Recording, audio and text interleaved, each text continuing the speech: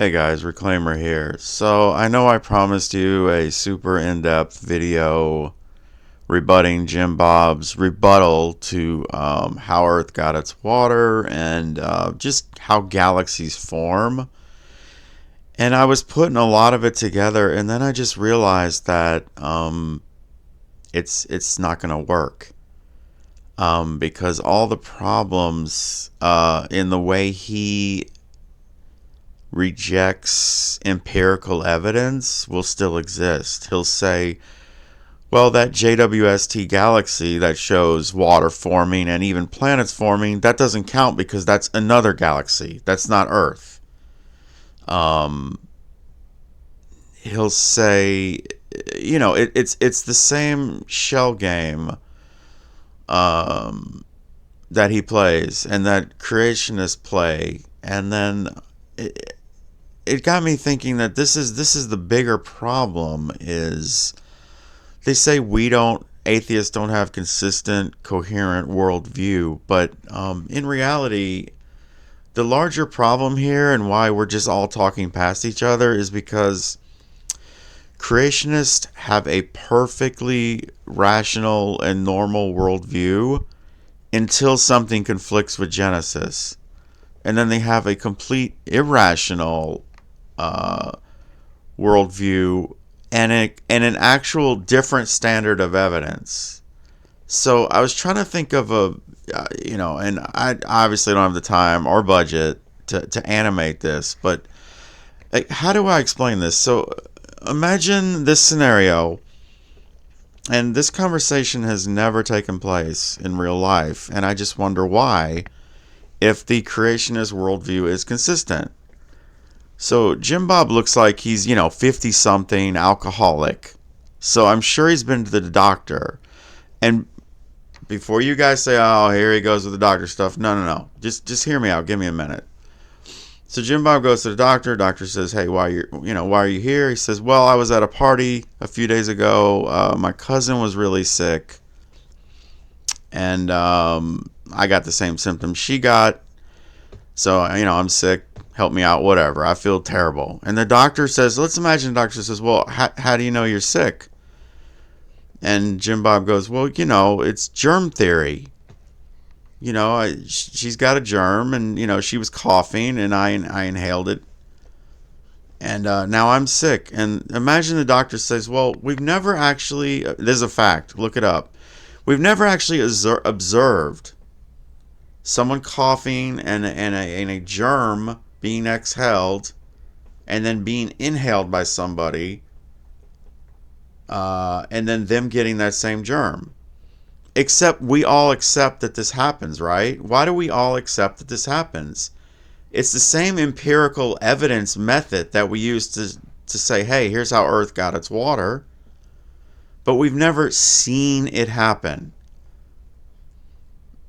Okay? Just like we've never seen a comet deliver water to Earth, or whatever the fuck a stupid argument is. Anyway, going back to the story. Well, the doctor says, well, is this a fact or a theory? Is germ theory, or is it a fact that this is what makes you sick? And Jim Bob would go, no, of course. Look, we've studied this. We've infected healthy cells with germs. We know everything about this. This is just germ theory. And then the doctor would say, but you didn't witness this germ making you sick, right? You didn't observe it. And Jim Bob would go, no. And so the doctor might say, well, then how can you prove to me that you got what your cousin got?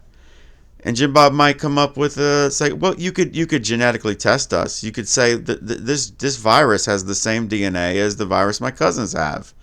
And then the doctor would just wave his hand, just like Jim Bob does with other lines of evidence, and go, well, similarity doesn't prove the delivery method, the delivery system, right? Are you getting the parallels here between this stupid comet argument and germ theory?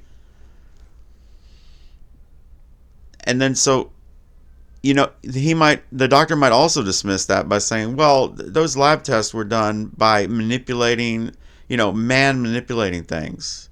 Just like all of our evolutionary evidence is just dismissed by the theist because it's men doing experiments, which doesn't prove anything somehow. And so then the doctor might go into philosophy and say, well, wait a second. You're going to love this one, Jim Bob. You love this argument. Well, wait a second. Now, if somebody getting sick is what's required to make you sick, then what made the person that got sick that made you sick? And then wouldn't that require another person to make that person sick, to make that person sick, to make your cousin, on and on. Oh no, it looks like we have an infinite regress. We have an infinite regress of sickness. So we're just going to toss germ theory out because there's an infinite regress of sickness that doesn't make sense. So who was the first sick person to make all the other people sick? And we need a long, unbroken chain of sickness. And we just can't grant that. So, I mean, if... and yet no Christian does this. Jim Bob doesn't do this. No creationist thinks this way. But they switch to this way when something conflicts with Genesis, with their I'm a special boy, God made me special, God made the earth special, it's all just for me. I'm not Pinocchio, I'm a real boy. And I'm not trying to be offensive, but we see in these back and forth fights how you just there's almost no argument. They want an unreasonable standard of proof and an unreasonable methodology that we could never, you could never prove this to their satisfaction, except they don't behave this way with anything else. They accept germ theory, they get on airplanes, they use computers. I mean, how much freaking theoretical theory goes into making a computer? They don't think twice. They turn it on every day. And then they get on the internet and shit on empiricism, deduction, the scientific process. But it's the same. Our worldview is the same. The reason that I can accept germ theory is the same reason I can accept the principles of how Earth got its water. Because once you have the underlying principles, the mechanisms, you can extrapolate those to things you didn't see with your own eyes.